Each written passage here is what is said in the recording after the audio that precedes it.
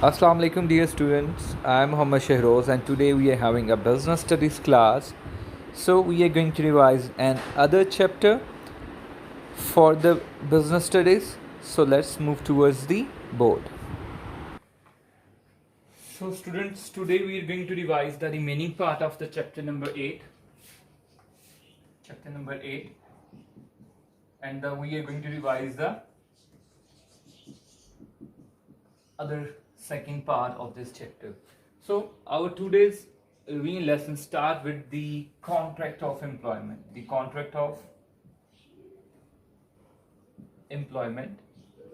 You know, the written agreement between the employer and the employee is known as the contract of the employment, which is known as the contract of employment. Yes, the written agreement between the employer and the employee.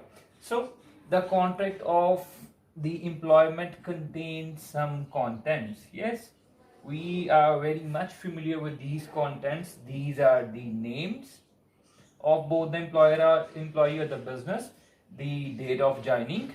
Yes, the other thing is the whether it is the part-time job or whether it is the full-time job. Yes, so how can we distinguish with that this sort of a job is a part-time job or the full-time job? So we have set a criteria.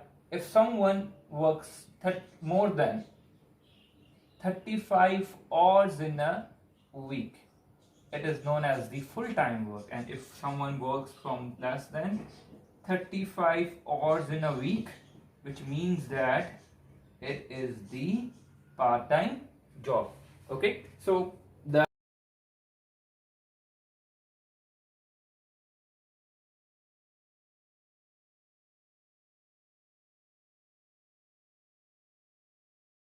okay, so the sort of job, whether you're doing a part-time job or a full-time job, it is mentioned in the contract of employment. Okay, then the other thing is the amount of salary. Yes, the facilities provided by the employer. There are many more contents. We have discussed all these contents in a class as well, so you can go through your notes and the books so that you can have a better idea about the contents of the contract of the employment. Now we are moving towards the other concept for today, which is the training. Yes, and it is considered essential for every organization to train its employees. Yes, because there are many different importances of the training of employee. We have discussed many importances in detail in our class as well, and I have also shared a picture on your screen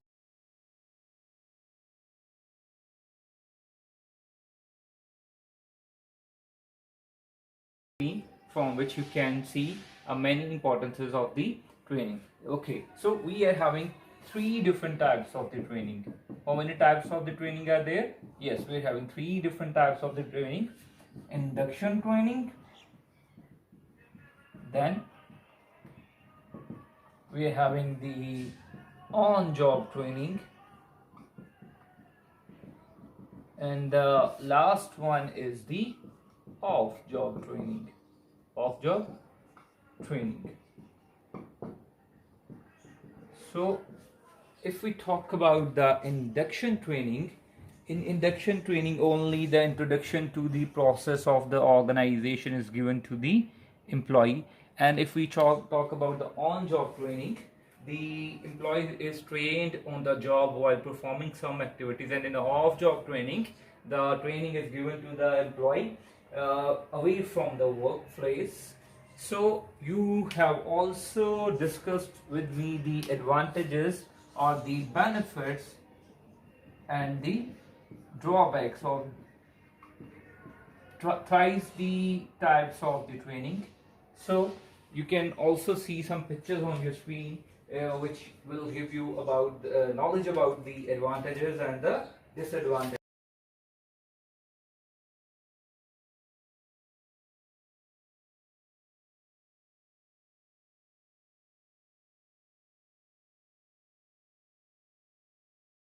The other concept here is the workforce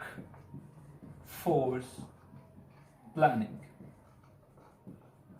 So, by the name referred, the workforce planning is a technique used by the business to foresee the future needs of the employees or the skills of the employees. So there are two ways through which the employees can done the workforce planning in a business.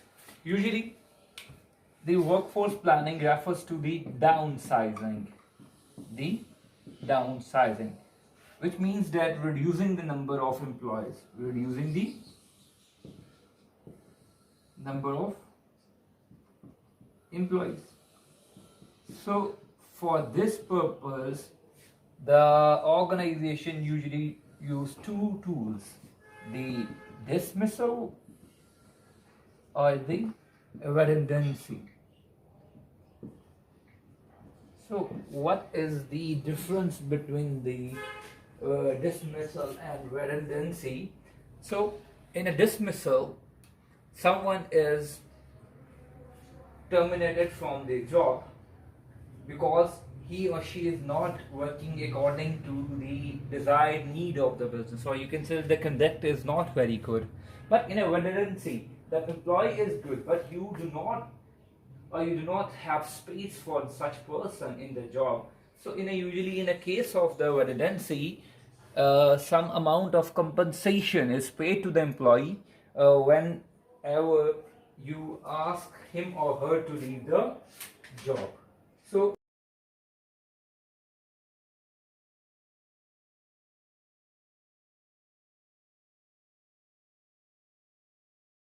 we are done with the chapter number 8 revision. Okay, so you have to go through your books as well as the notes which we have made in the class.